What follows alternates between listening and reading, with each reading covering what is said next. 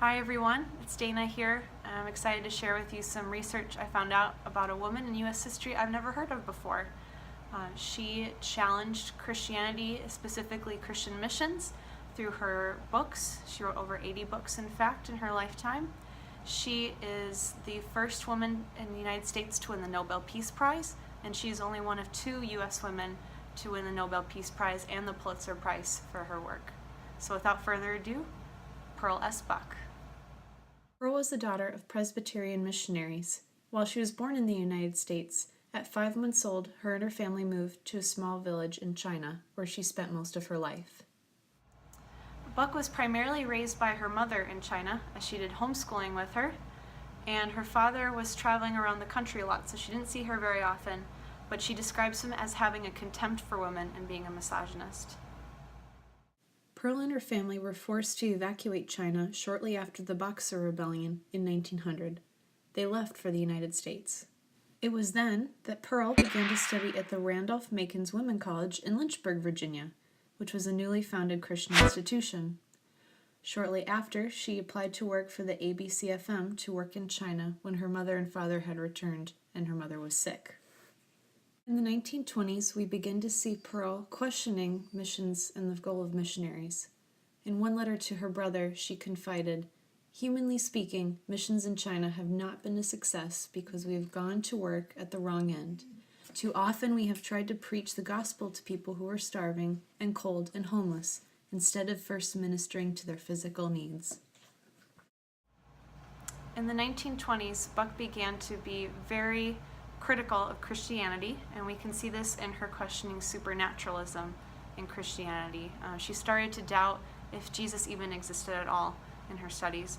She wrote about how she found that modernism made Christianity almost obsolete, and she specifically had a problem with the concept of hell and the fact that Christians would preach to non-Christians that there was such an existence. She found that hypocritical. This criticism culminated in her most popular book, The Good Earth, published in 1931. This book told the story of a Chinese couple who are torn between modern Western life and their traditional Chinese expectations. It was even made into a feature film.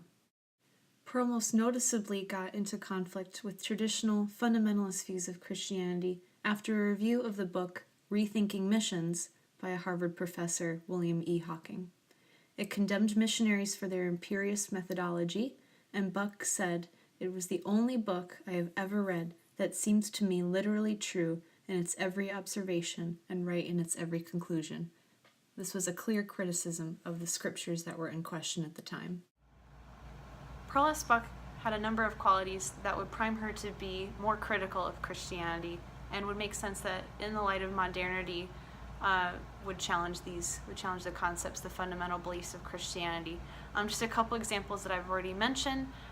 She experienced the misogyny of her father towards her mother and herself, which she found frustrating, and she believed that the source of that misogyny came from scriptures.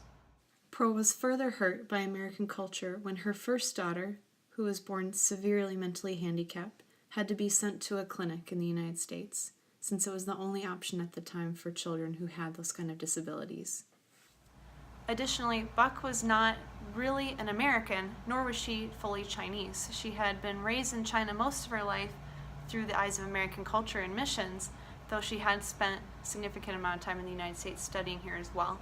She was fluent in both Chinese and English, but never really had one home. Her Nobel Peace Prize was well earned for her humanitarian work. She founded the East and West Association to foster racial and cultural harmony in 1941. She wrote over 80 articles, books, scripts on the issues of adoption, children with disabilities, racism, and cultural barriers. She established the first interracial international adoption agency in 1949, founded the Pearl S. Buck Foundation to help Aramasian, a term she coined, children in poverty in 1964, and personally adopted 7 interracial children. While Buck's work may have had a huge impact on the reason for the decline of missionaries during this time period, she did lose popularity following Mao's rise to power in China and concerns over communism following World War II. However, she did leave a very strong legacy in American history and in Chinese culture.